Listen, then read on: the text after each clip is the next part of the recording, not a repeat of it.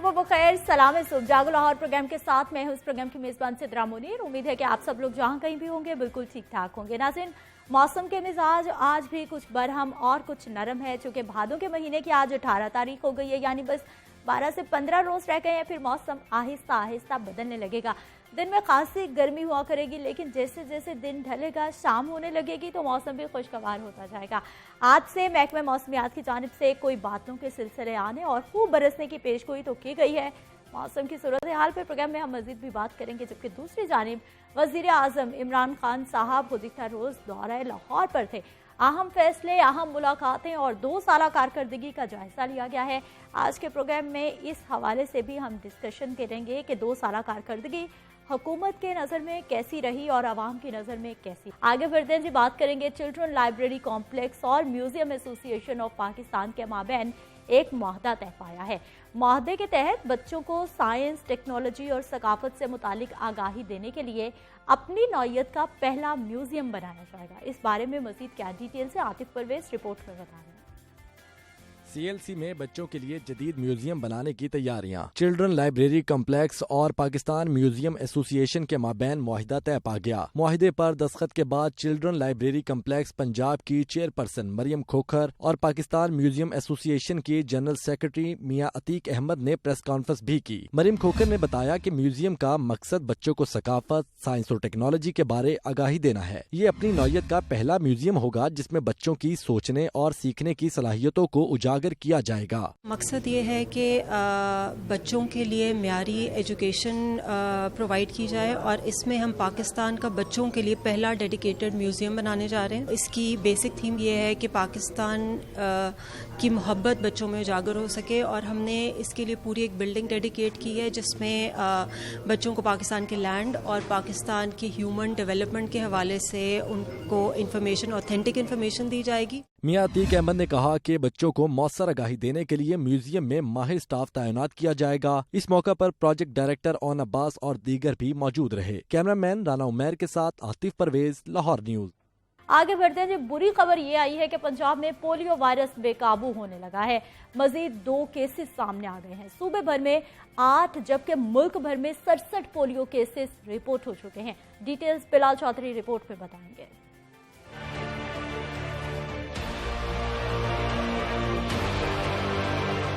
Punjab polio free बनाने का ख्वाब अधूरा रह गया। डीजी खान में 8 माह का बच्चा, बहावलपुर में 13 साला लड़का मूजी मर्ज में मुब्तला निकला। लाहौर की कारकर्दगी भी 86% तक रही। महकमा सेहत ने पोलियो मुहिम के मुतल्लिका अफसरान की बाजपुर्स शुरू कर दी। DDHO रावी टाउन को गफलत बरतने पर मुअत्तल कर दिया गया। हदफ पूरा न होने पर CEO हेल्थ लाहौर को वार्निंग जारी कर दी गई।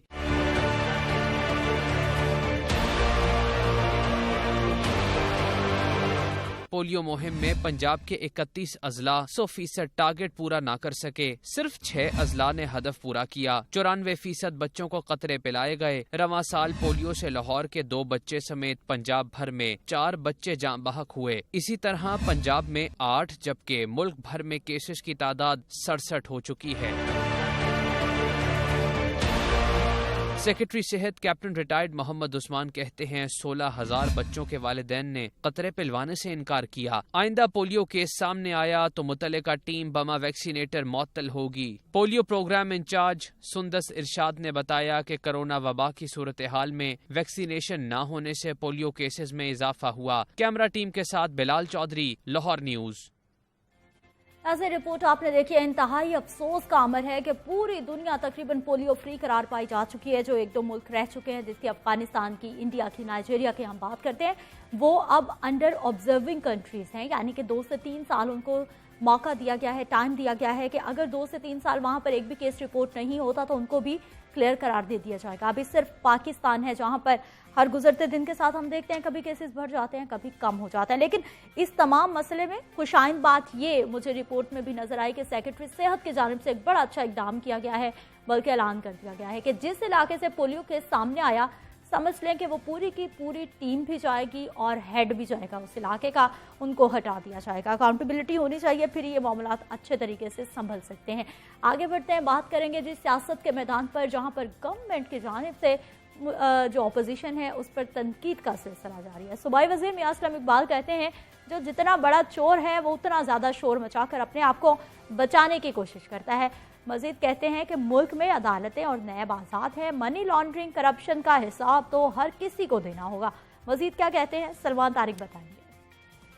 वजीर सनत और तिजारत मियां असलम इकबाल की चांदनी चौक ढोलनवाल में खुली कचहरी, शहरियों के मसाइल सुने और उन्हें हल करने के लिए अहकामात जारी किए। सूबाई वजीर के सियासी मुखालिफिन पर बाउंसर बोले, पहले कहते थे जायदाद नहीं, अब जायदादों के बच्चे कहां से निकल रहे हैं। फूलों के 4 बैग अपने ऊपर निछावर करवाकर करप्शन नहीं छुप सकती। यहाँ मौजूद और मुल्क से बाहर करप्ट लोग अपनी करप्शन का हिसाब दें। 4 फूलों के बैग आप अपने ऊपर निछावर करवाने से करप्शन नहीं छुप सकती। आपने तो ये कहा था कि मेरी इंग्लैंड के पाकिस्तान में कोई जायदादें नहीं है, अब वो जायदादों के बच्चे कहां से निकल रहे हैं। कभी किसी मौजे से आपकी प्रॉपर्टी निकलती है, कभी किसी मौजे से आपकी प्रॉपर्टी निकलती है, तो ये तो आपको बताना पड़ेगा। मियां असलम इकबाल का मजीद कहना था, पंजाब भर में आटे का 20 किलो का थैला 860 रुपए और 10 किलो का थैला 430 रुपए में मिल रहा है। पंजाब हुकूमत आटे पर 6.5 अरब रुपए की सब्सिडी दे रही है। यही 20 किलो आटे का थैला आप सिंध के अंदर देखें तो वहाँ पर 1400 रुपए 1500 रुपए का है। हुकूमत पंजाब तकरीबन 6.5 अरब रुपए की सब्सिडी हर महीने आटे के ऊपर लोगों को दे रही है ताकि 808 रुपए का थैला जो है वो मार्केट के अंदर अवेलेबल हो। वजीर सनत और तिजारत मियां असलम इकबाल का कहना था कि नान एसोसिएशन के साथ मिलकर रोटी की कीमत 7 रुपए मुकर्रर करने का फैसला किया। रोटी की कीमत 7 रुपए ही रहेगी। कैमरामैन बाबर रियाज के साथ सलमान तारिक, लाहौर न्यूज। नाज़रीन, रिपोर्ट आपने देखी। यकीनी तौर पर पाकिस्तानी सियासत के यही रंग है कि गवर्नमेंट जितने भी नुमाइंदगान हैं वो अपना फ़र्ज समझते हैं अपोजिशन पर तनकीद करना, और अपोजिशन अपना अव्वलीन तरजीहात में शामिल करता है जी गवर्नमेंट को तनकीद का निशाना बनाना। आगे बढ़ते हैं, कुछ बात करेंगे शहर में तरक्याती प्रोग्राम्स के हवाले से, जिसमें टूट फूट का शिकार शहर लाहौर के अंडर पासिस की अब खूबसूरत बनाने की तायद सामने आई है। LDA और PTCL के दरमियान ताज़ीन व आराइश के लिए मुआहदा तय पा गया है। 21 अंडर पासिस की मरम्मत का काम 90 रोज में मुकम्मल कर लिया जाएगा। शेख जैन रिपोर्ट में डिटेल्स बताएंगे।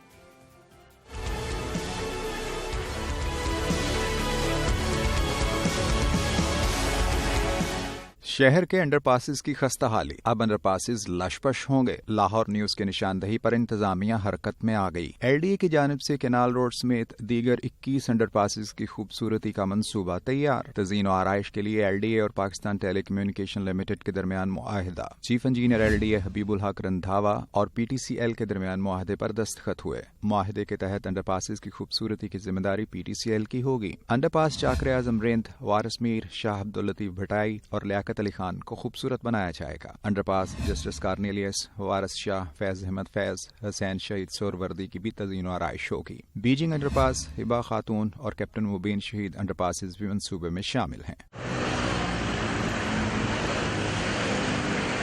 मंसूबे के तहत PTCL 90 दिनों के दौरान तज़ीन व आराइश का काम करेगा। अंडरपासिस की टूटी टाइलें तब्दील और रात को अंडरपासिस को रोशनियों से जगमगाया जाएगा। अंडरपासिस से मुल्हिका अराजी पर लैंडस्केपिंग और टूटे बोर्ड्स मुरम्मत किए जाएंगे। PTCL को 5 साल तक अंडरपासिस की देखभाल की जिम्मेदारी सौंपी गई है। कैमरामैन जहीर अहमद के साथ शेख जैनुल आबिदीन, लाहौर न्यूज।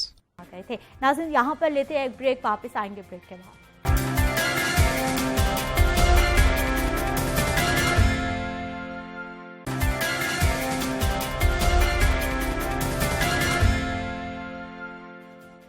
प्रोग्राम में एक बार फिर से आपको खुशामदीद कहते हैं। नाज़रीन, बात करेंगे कुछ महंगाई के हवाले से और ख़ास तौर पर अशिया ज़रूरिया के हवाले से कि सब्जियों के आज क्या रेट हैं, कितनी महंगी हो गई, कौन कौन सी सब्जियां सस्ती हो गई। बात करेंगे नुमाइंदा लाहौर न्यूज़ अब्दुल कादिर मदनी हमारे साथ मौजूद है। अब्दुल कादिर, बताइए आज मंडी की क्या सूरत हाल है?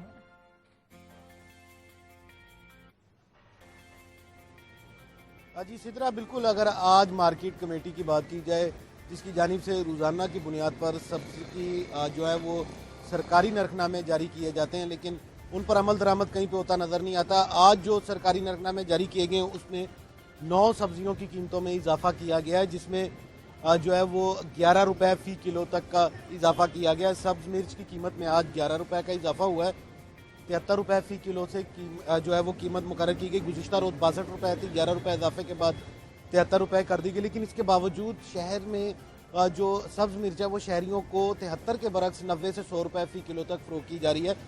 इसी तरह अगर मौसमी सब्जियों की बात की जाए तो बैंगन की कीमत में आज 10 रुपए का इजाफा हुआ है। 83 रुपए फी किलो से कीमत बढ़ाकर 93 रुपए की गई है। 10 रुपए इजाफे के बावजूद शहरियों को 93 रुपए में बैंगन जो है वो दस्तयाब नहीं है। बैंगन 120 रुपए फी किलो तक फरोख्त किए जा रहे हैं। इसी तरह अगर फूल गोभी की बात की जाए, मौसमी सब्जी है ये भी, इसकी कीमत में 6 रुपए का इजाफा हुआ है। 99 रुपए फी किलो कीमत मुकर्रर की गई है, लेकिन मार्केट में जो फूल गोभी है वो 120 रुपए फी किलो तक फरोख्त की जा रही है। अरवी की कीमत में 10 रुपए का इजाफा किया गया। 83 रुपए फी किलो कीमत थी, जिसको बढ़ाकर 93 रुपए फी किलो किया गया, लेकिन अरवी जो है वो 120 से 140 रुपए फी किलो तक शहरियों को फरोख्त की जा रही है।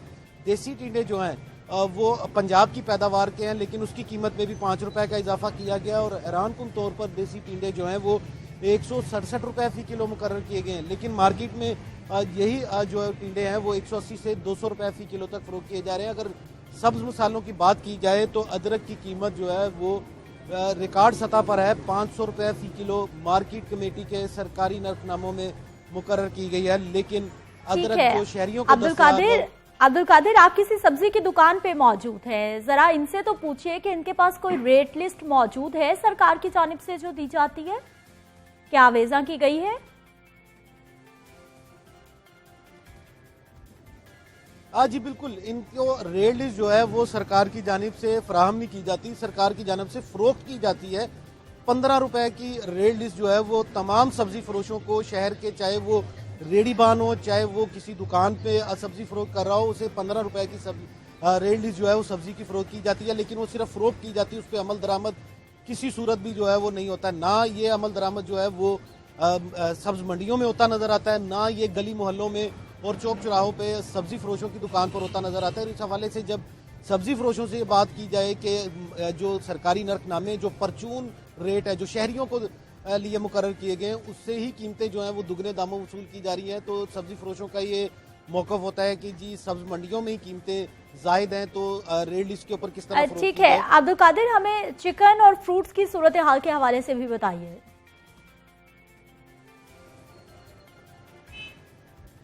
चिकन में सब जो है वो इस वक्त जो है वो शहरियों को कुछ रिलीफ मिल रहा है, क्योंकि जो मुर्गी है उसकी तलब में जो है वो खासी कमी आई है, जिसकी वजह से आज 4 रुपए की कमी हुई है। गुज़िश्ता रोज यही कमी जो है वो 7 रुपए की थी। 2 दिनों में मजमूई तौर पर 11 रुपए की जो है वो शहरियों को रिलीफ मिला। लेकिन चिकन जो है वो अब सब्जियों से सस्ता हो चुका है और सब्जियां जो है वो ब्रायलर गोश्त से महंगी हो चुकी हुई हैं, क्योंकि चिकन की कीमत या ब्रायलर गोश्त की कीमत जो है वो आज 157 रुपए फी किलो गोश्त की कीमत मुकर्रर की गई है। लेकिन अगर सब्जियों की बात की जाए तो टिंडे जो है वो 167 रुपए फी किलो है। इसी तरह दीगर सब्जियां जो हैं वो। ठीक है, बहुत शुक्रिया अब्दुल कादिर मदनी, आप हमारे साथ मौजूद रहे, सूरत हाल के हवाले से बता रहे थे। और वही पुरानी कहानी कि सरकार के जो रेट लिस्ट है उन पे कहीं भी अमल दरामद होता दिखाई नहीं देता। लेकिन चिकन की कीमतें कम हो गई हैं, जबकि हमने देखा कि मुहर्रम उल हराम का आगाज हुआ था तो हर खास आम की जानिब से नजरो न्याज का सिलसिला शुरू हो जाता है, जिसकी वजह से ये चिकन माफिया मैदान में आ जाता है, चिकन बहुत महंगी कर दी जाती है। लेकिन अब जैसे ही 10 मुहर्रम उल हराम गुजर गया, आने वाला वक्त जो है वो मजीद यकीनी तौर पर चिकन को सस्ता करने वाला है। आगे बढ़ते हैं, बात करेंगे जी। गुज़िश्ता रोज़ वज़ीर आज़म इमरान खान साहब लाहौर के दौरे पर थे, अहम मुलाकातें भी हुई, इजलास की सदारत भी की और ख़ास तौर पर जो 2 साल कारकर्दगी थी उसका जायजा लिया गया है। बात करेंगे, नुमाइंदा लाहौर न्यूज़ लियाकत अंसारी हमारे साथ मौजूद हैं। लियाकत अंसारी, सबसे पहले हमें ये बताइए कि गुज़िश्ता रोज़ वज़ीर आज़म साहब ने 2 साल कारकर्दगी पर क्या इजहार इत्मीनान किया है? जी बिल्कुल, वज़ीर आज़म का बुनियादी तौर पर ये दौरा जो है वो 3 मुख्तलिफ मुलाकातें और इजलासों के हवाले से था। एक तो उनकी वज़ीर आला पंजाब सरदार उस्मान बुज़दार से पहले मुलाकात हुई, जिसमें उस्मान बुज़दार ने उनको 2 साल कारकर्दगी की एक ब्रीफ रिपोर्ट जो है वो पेश की थी, जो पंजाब हुकूमत ये रिपोर्ट पहले से ही तैयार कर चुकी थी और आज 2 सितंबर को जो है वो इस हवाले से ऑफिशियल उसकी जो है वो तकरीब रुनमाई होने जा रही है। और 90 शहरा कायद आज़म पर उसमें तकरीर है, जिसमें एंकर, ब्यूरो चीफ और सीनियर कॉलमिस्ट को जो है वो बुलाया गया है और उन्हें ब्रीफ किया जाएगा, जिसमें वज़ीर खजाना और वज़ीर आला पंजाब जो है वो ब्रीफ करेंगे। इसलिए कल वज़ीर आज़म को जो है वज़ीर आला पंजाब की जानब से एक डिटेल ब्रीफिंग दी गई और बताया गया कि 2 साल में बुज़दार सरकार की क्या क्या अचीवमेंट्स रही। जो बड़ा अहम इजलास था वो Ravi river urban development authority के हवाले से था। वज़ीर आज़म जो है इस प्रोजेक्ट में खासी खुद से दिलचस्पी ले रहे हैं और पहले वो 3 इजलासों की खुद सदारत कर चुके हैं। ये 4था इजलास था जिसको उन्होंने लाहौर में आकर शेयर किया, तो कल उन्होंने वाज़ेह तौर पर ये तय किया गया कि 15 सितंबर को जो है वो बाज़ाब्ता इस प्रोजेक्ट की लॉन्चिंग होगी और संगे बुनियाद रखा जाएगा। प्राइम मिनिस्टर इस तकरीब के मेहमान खुसूसी होंगे, जबकि साथ ही ये भी तय किया गया कि इस प्रोजेक्ट की रोजाना की बुनियाद पर मॉनिटरिंग की जाएगी और इसमें हाई रकावटों से या किसी और अथॉरिटी को नहीं, डायरेक्ट प्राइम मिनिस्टर को आगाह किया जाएगा कि इस मंसूबे में। ठीक है, लियाकत अंसारी आप हमारे साथ ही मौजूद रहिएगा, मजीद हम बात कर लेते हैं। जी नदीम कुरैशी साहब हमारे साथ मौजूद हैं, पार्लिमानी इंफॉर्मेशन सेक्रेटरी पंजाब है। आप सर आपको प्रोग्राम में खुश आमदीद कहते हैं। नदीम साहब बताइएगा, गुज़िश्ता रोज वजीर आजम साहब लाहौर आए थे और बाकायदा तौर पर उन्होंने 2 साल कारकर्दगी का जायजा लिया है, क्या कहेंगे? बिस्मिल्लाहिर्रहमानिर्रहीम। देखिए, माजी में कभी भी ऐसा नहीं हुआ कि हुकूमतों ने अपने टाइम टू टाइम पॉलिसी को रिव्यू किया हो। पाकिस्तान तहरीक इंसाफ ने लास्ट ईयर भी जब गवर्नमेंट को 1 साल पूरा हुआ तो तमाम पॉलिसी को न सिर्फ रिव्यू किया बल्कि जो कुछ हो सका वो अवाम नाज के सामने पेश किया। और मैंने ही अब 2 साल गुजरने के बाद यह देखिए, फेडरल गवर्नमेंट का भी और प्रोविंशियल गवर्नमेंट का भी मिनिस्टर्स ने अलहदा अपने अपने शोबों की कारकर्दगी के हवाले से अवाम नाज को ब्रीफ किया और ओवरऑल गवर्नमेंट की पॉलिसीज को भी बताया गया कि क्या हुआ। आप एग्रीकल्चर को देख लें, आप इकोनॉमिक्स को देख लें, आप एजुकेशन को देख लें, आप लॉ एंड ऑर्डर के हवाले से देख लें। उस्मान बुज़दार साहब की गवर्नमेंट ने 2 साल में पंजाब के सूबे की आवाम की जो खिदमत की। नदीम साहब बिल्कुल जायजा लेना एक अच्छी बात है, जरा पता चल जाता है हालात किस तरफ जा रहे हैं। लेकिन सर मैं आपसे ये जानना चाहूंगी कि कौन कौन से ऐसे सेक्टर्स हैं जिनकी कारकर्दगी वाकई तसल्ली बख्श रही और कौन कौन से ऐसे सेक्टर्स हैं, कौन कौन से ऐसे अभी डिपार्टमेंट्स मौजूद है जहां पर बिल्कुल काम नहीं है? देखिए, सबसे पहले आप देखिए एजुकेशन को कि पंजाब में first time online transfer posting के हवाले से पॉलिसी मुतारिफ करवाई गई। हजारों की तादाद में असातिज़ा और एकेडमिक स्टाफ जो माजी में पॉलिटिकल सिफारिशें ढूंढता था या बाज़ जगहों पर बहुत सारी रिश्वत भी चला करती थी ट्रांसफर पोस्टिंग के लिए, ऑनलाइन ट्रांसफर से बहुत सारे एक ऐसा सिस्टम आ गया कि जो शख्स मेरिट पर आता है वो खुद ब खुद उसकी पोस्टिंग प्रॉपर जगह पर हो जाती है।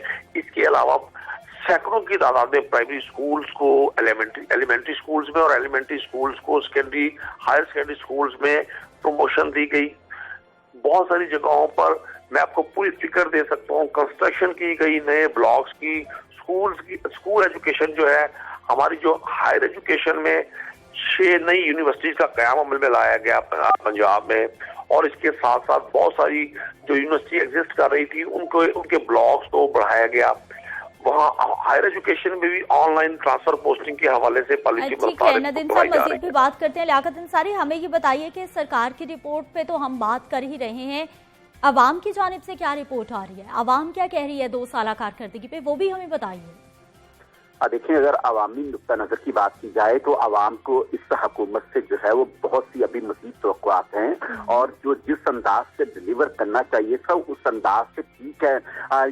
ऑनलाइन ट्रांसफर का मामला कर दिया, लेकिन महंगाई का एक ऐसा सेक्टर जिसमें ये हुकूमत मुकम्मल तौर पर नाकाम हुई है। 6 अरब से जायद की सब्सिडी आटे पे देने पे पूरे 2 माह में जो हुकूमत पंजाब में काबीना ने डिसीजन किया था वो आटा ही नायाब रहा या फिर महंगा मिलता रहा। अब उस सब्सिडी की मुद्दत तकरीबन खत्म हो गई है, लेकिन आटे की दस्तियाबी के हवाले से आवाम को या सस्ते दामों से जो दस्तियाबी थी उसके हवाले से परेशानी का सामना रहा। चीनी की कीमत देख लें, जो शायद खुदोनोश है, इसलिए एक अगर महंगाई का सेक्टर कहें तो इस सेक्टर में ये हुकूमत मुकम्मल तौर पर नाकाम नजर आती है, कहीं डिलीवर नहीं कर सकी। इनके अदारे जो है प्राइस कंट्रोल कमेटियां नाकाम है, इनकी मुतलका महकमे नाकाम है, इंतजामिया नाकाम है। जब कोई आला सतही इजलास होता है तो उसमें क्या फिगर दी जाती है कि 506 चलान कर दिए। भी पंजाब की 12 करोड़ आबादी, उसमें 506 चलान क्या हैसियत रखते हैं?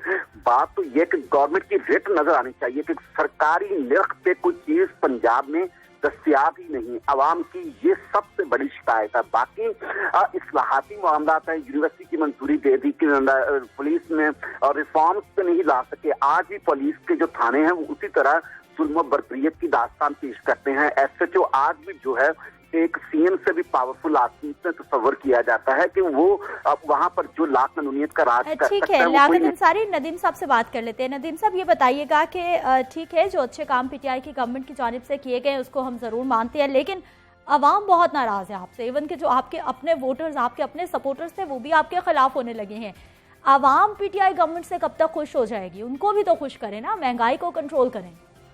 आपको एक चीज अर्ज करूं, नाराजगी और हकीकत पसंदी दो मुख्तलिफ चीजें हैं, इसमें कतन कोई शक नहीं है। लियाकत अंसारी साहब की बात को मैं इंडोर्स करूंगा। बहुत सारे काम ऐसे हैं जो होने चाहिए और बिलखुसूस महंगाई के हवाले से वाकई ये एक बहुत बड़ा चैलेंज है, लेकिन आप इसको अटैच करें पाकिस्तान के साथ साथ सारे मिडल ईस्ट को, सारी यूरोप, मॉडर्न वर्ल्ड को, यूरोप की, जहां इस कोविड ने बहुत सारी चीजों को डिस्टर्ब किया।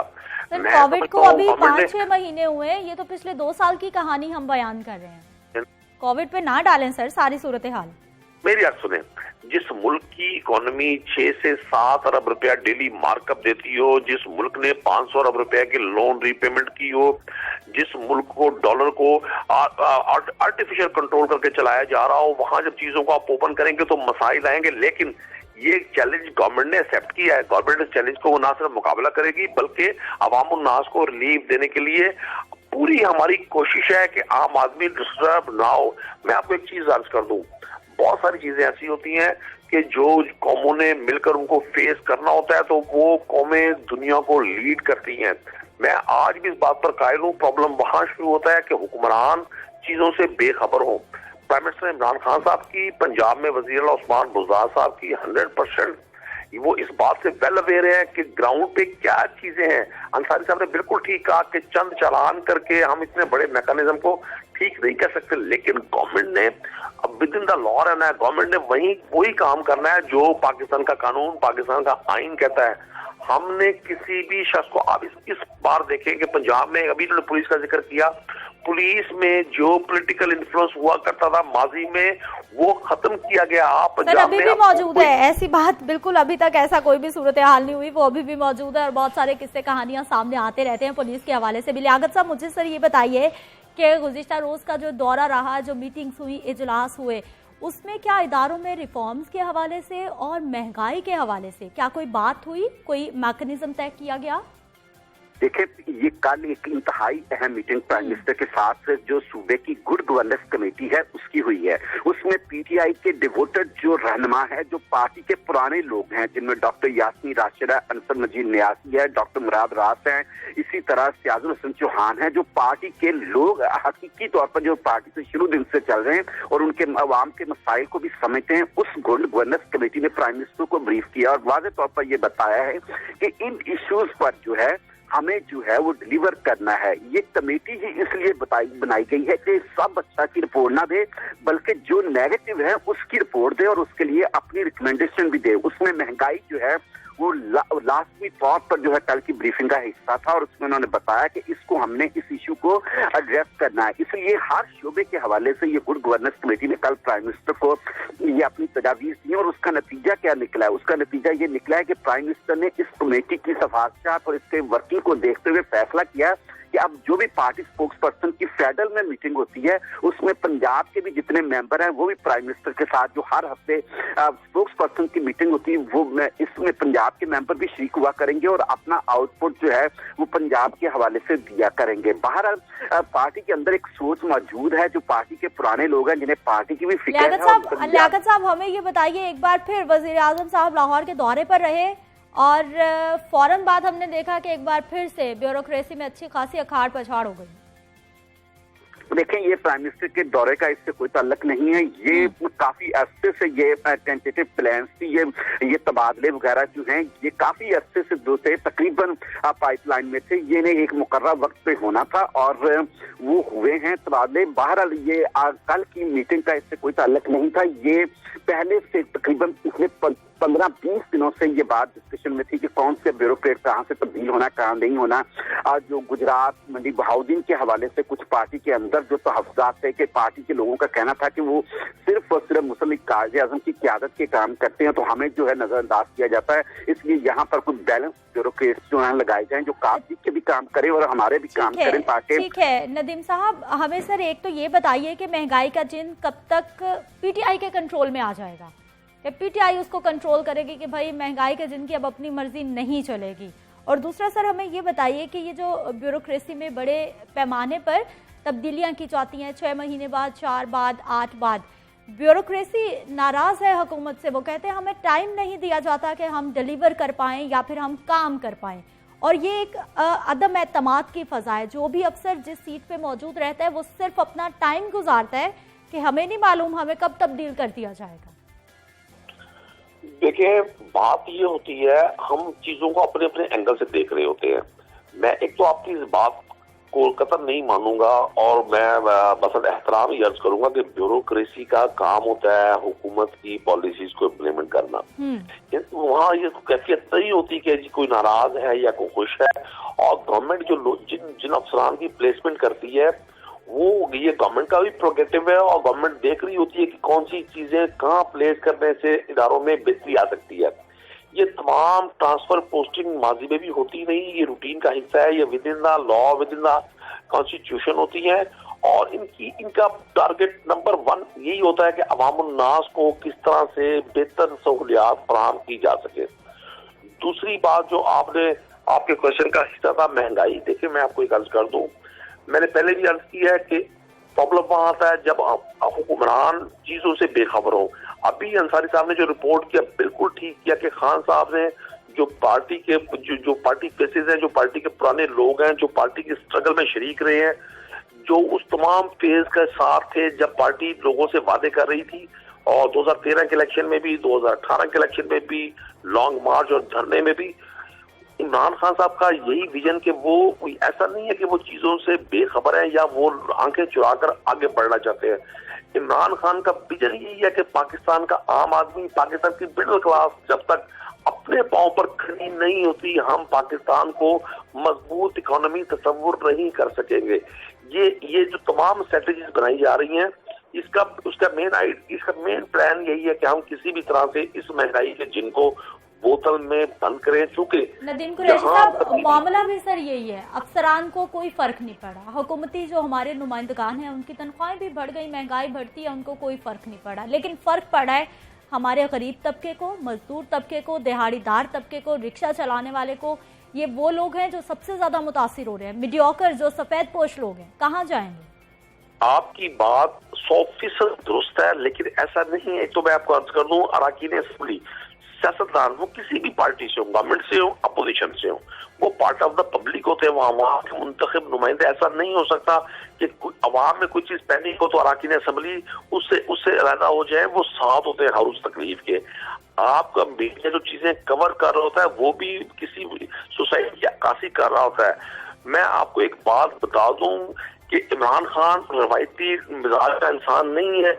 उन्होंने अपनी पूरी स्ट्रगल का रवायती अंदाज में की। आज भी इमरान खान साहब का फोकस पाकिस्तान का आम आदमी। फिर मैं आपको कोविड की मिसाल दूंगा कि पूरी दुनिया प्रेशर कर रही थी। सर कोविड के 6 महीने से छोड़ दें, हमारा पहले से भी यही सूरत हाल है। नदीम साहब बात करते हैं इस पे। मैं लियाकत अंसारी साहब को भी जरूर इन्वॉल्व करना चाहूंगी इस मामले में। लियाकत साहब, हमें ये बताइए कि नदीम साहब कह रहे हैं कि जो पब्लिक नुमाइंदे हैं, अवामी नुमाइंदे हैं, वो अवाम के साथ हैं। ये कैसे साथ हैं अवाम के कि इनकी तनख्वाहें तो बढ़ जाती हैं, गरीब बंदे का जो है ना उसकी कुव्वत खरीद बढ़ती है और महंगाई बढ़ती जाती है।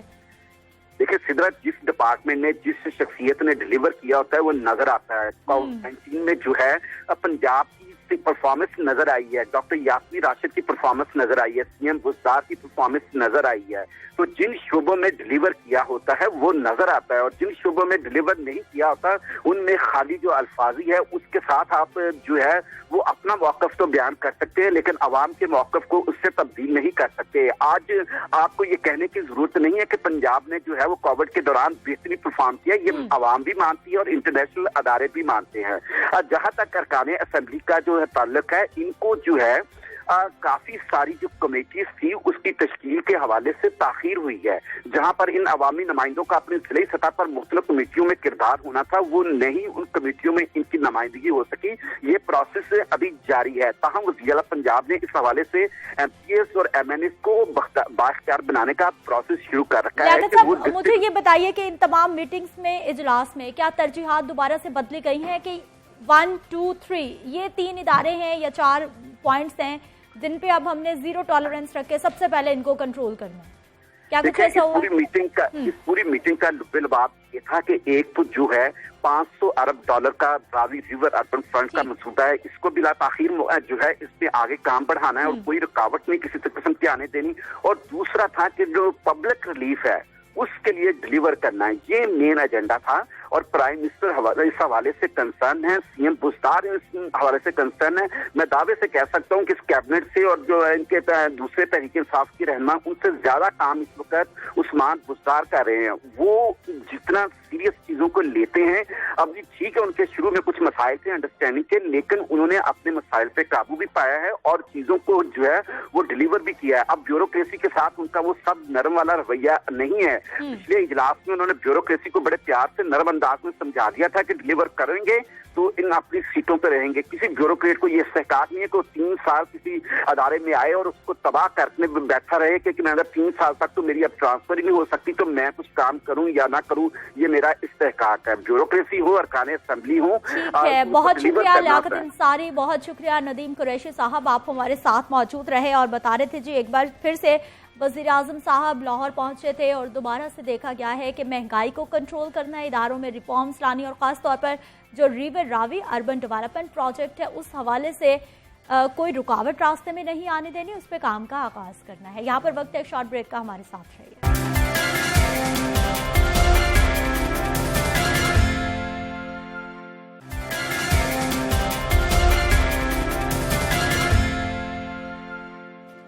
प्रोग्राम में एक बार फिर से आपको खुश आमदीद कहते हैं। नाज़रीन, जानवरों के राइट्स के हवाले से भी हम ज़रूर बात करेंगे, लेकिन सोहेल साहब सबसे पहले हमें ये बताइए कि ये प्रोजेक्ट जिसके हवाले से आप बता रहे थे, ये प्रोजेक्ट था क्या, कितना काम हुआ और अब वो स्टॉप है? अच्छा, आप गालबन जल्लो जो पार्क है उसके प्रोजेक्ट के हवाले से बात कर रहे हैं। ये 2016 में शुरू हुआ था जी। इसमें एक तो ये था कि वहाँ पर जो शाहराहें हैं वहाँ पार्क के अंदर उनकी हालत को बेहतर बनाना था, फिर केजीज़ की तादाद में इजाफा करना था और कुछ बड़े जानवर मंगवा भी ले गए थे जिनमें सांभर थे और फिर नील गाय थी और कुछ दूसरे जानवर थे, फिर परिंदों की कुछ स्पीशीज़ जो हैं वो भी वहाँ पर मंगवा ली गई थी। अच्छा, फिर वही बात कि 2 साल तक तो इस मंसूबे पर काम चला। तकरीबन आप यूँ समझ लें कि 55 से लेकर 60% तक इस मंसूबे पर काम मुकम्मल हो गया। उसके बाद फिर जो सिलसिला बाद में बना, हाँ, फिर हुकूमत बदलती है तो फिर आपको पता है तरजीहात भी तब्दील होती हैं। हर आने वाली हुकूमत अपनी प्रेफरेंसेस खुद से तय करती। अब उन तरजीहात में शायद वाइल्ड लाइफ का इतना हिस्सा नहीं रहा होगा, तो वो 55 to 60% जो प्रोजेक्ट मुकम्मल हुआ उस मंसूबे का हिस्सा, उसके बाद से आलमोस्ट आप समझ लें कि वो अमलन मंसूबा जो ठप पड़ा है। लेकिन जो वाइल्ड लाइफ के आला एक साहब हैं, आला ऑफिसर हैं, उनका ये कहना था जी कि थोड़ी सी फ़ंड्स की जो प्रॉब्लम तो हमें ज़रूर हुई, लेकिन फिर फ़ंड्स आए तो कोरोना वाला सिलसिला शुरू हो गया, उसकी बिना पर काम ठप हो गया। अब वो सिलसिला भी ख़त्म हो गया है, फ़ंड्स भी आ गए हैं, तो अब इस पर दोबारा काम शुरू कर दिया गया। लेकिन जब उनसे ये पूछा गया कि काम आप दोबारा शुरू करें तकरीबन 2 साल के वक्फे के बाद, और 2 साल के दौरान तो जो महंगाई है उसकी शरह कहीं से कहीं पहुँच गई, तो आपके पास जो बजट है उससे आप किस तरह मीट करेंगे ये सारी चीज़ें। तो इसका उनके पास मतलब इसके अलावा कोई जवाब नहीं था, जो एक रवायती जवाब होता है कि हम मुख्तलिफ ज़राए से फंड्स का जो है वो। लेकिन सोहेल साहब, वो जो पहले काम हो रखा है, जो किया गया है, केजेस बनाए या जो भी किया, तो क्या वो अभी तक अपनी ठीक असल हालत में मौजूद है? क्योंकि उसकी भी तो हम लोग देखते हैं कि लुक आफ्टर उस तरह से नहीं की जाती। लेकिन इसमें थोड़ा सा मुझे कहने दीजिए कि बड़ी हद तक फिर भी जिस तरह जितने फंड्स महकमे के पास मौजूद हैं, उन्होंने कोशिश की है कि इसको चीज़ों को बेहतर बना रखने की कोशिश की जाए। और इस हवाले से मैं आपको जो चकवाल सॉल्ट रेंज है उसका ज़रूर हवाला दूंगा कि वहाँ पर आप देखिए कि एक हमारा एक वो बड़ा ही मकामी स्पीशीज़ है, बिल्कुल ख़ात्मे पर के करीब पहुँच गया था। अब सॉरी मेरे जहन में उसका नाम नहीं आ रहा, अभी नाम आ जाता है जहन में। उसकी तादाद बड़ी है वहाँ पर सॉल्ट रेंज में। और फिर वहाँ पर जो ये हिरन हैं उनकी तादाद में भी इजाफा रिकॉर्ड किया गया है पिछले कुछ सालों के दौरान। तो ऑब्वियसली जो अच्छे इकदाम हैं उनकी तहसीन की जानी चाहिए। जो सफारी कोई मुकम्मल होने की डेट बताई गई कि इतनी देर तक इसको देखें, ये 4 साल, ये 16 में शुरू हुआ, 4 साल मंसूबा था, यानी कि इस साल इसको मुकम्मल हो जाना चाहिए था।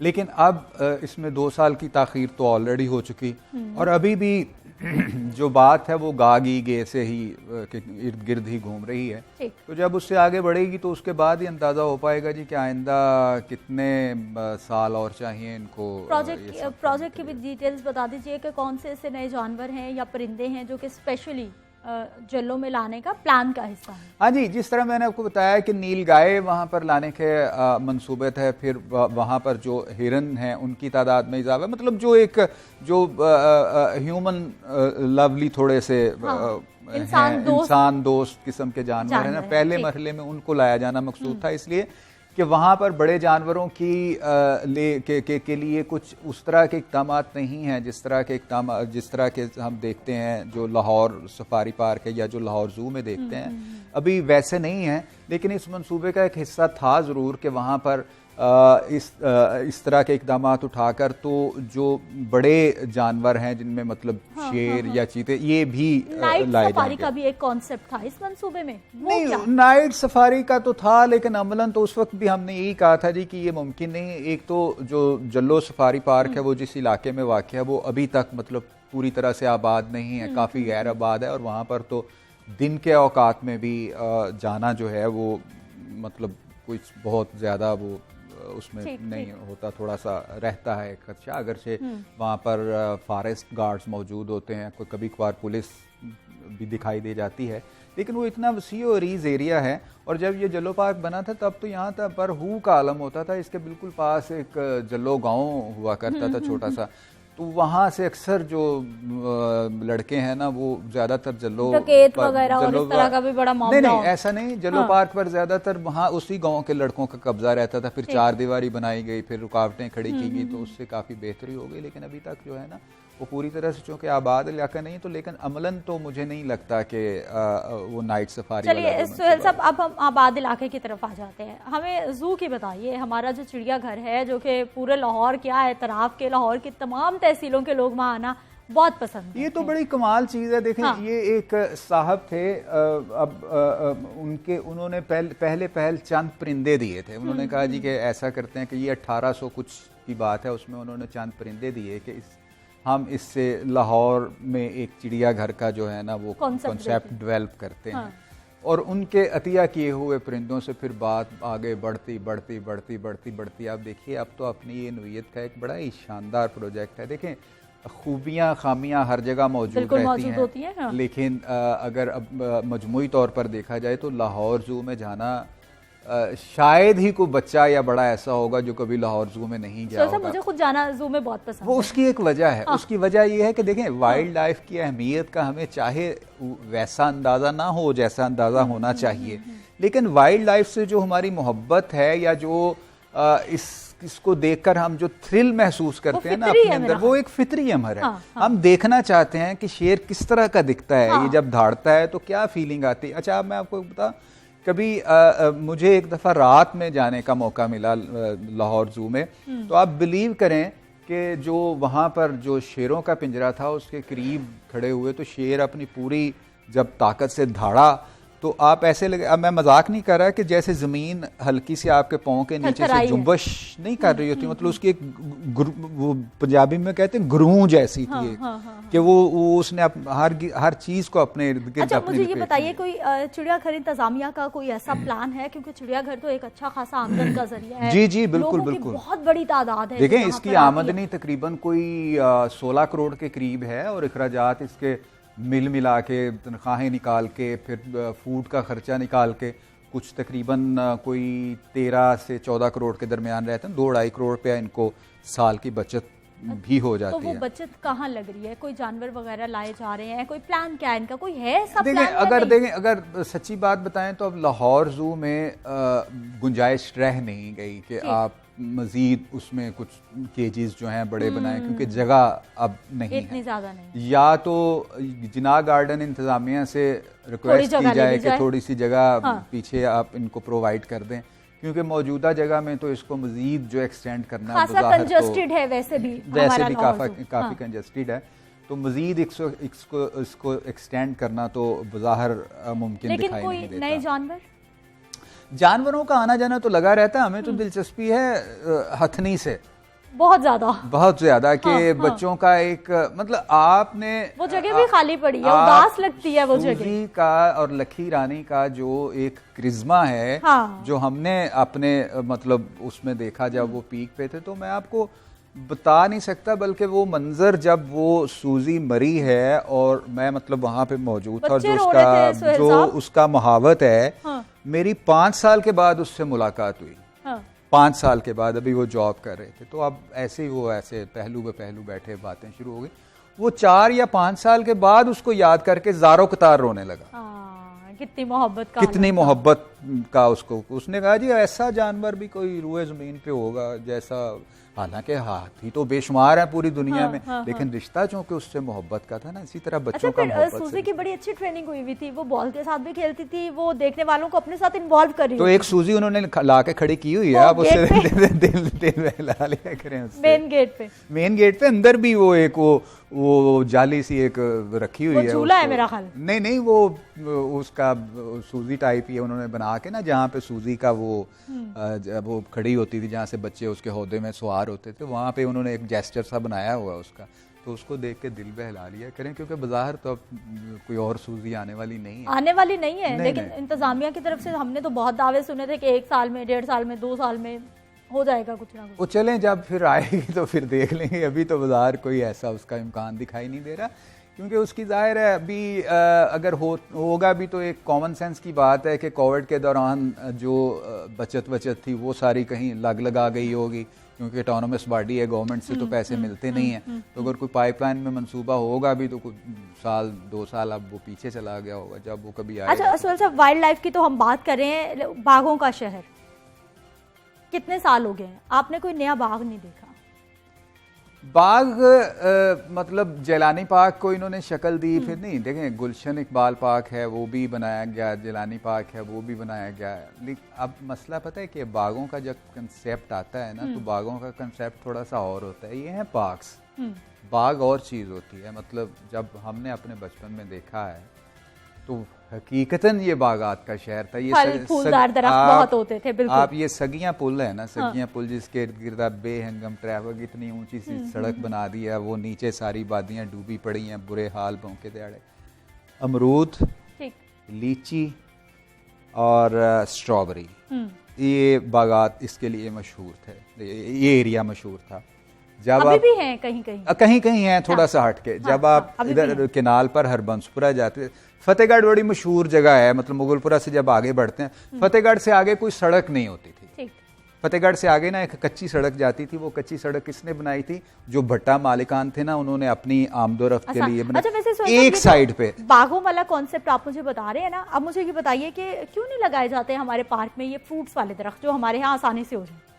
अच्छा पहले मुझे थोड़ी सी बात वो मुकम्मल कर लेने दें। अच्छा, वो जो एक साइड पे रोड होता था, एक साइड पे रोड होता ही नहीं था, मतलब जो रोड जाता है ना, सिर्फ फतेहगढ़ से आगे कच्ची एक रोड थी जिसमें सिर्फ ट्रालियां जाती थी, और जो दूसरी साइड वाली थी वहाँ रोड नहीं होता था, सिर्फ पगडंडी होती। और ये इलाका किसके लिए मशहूर था?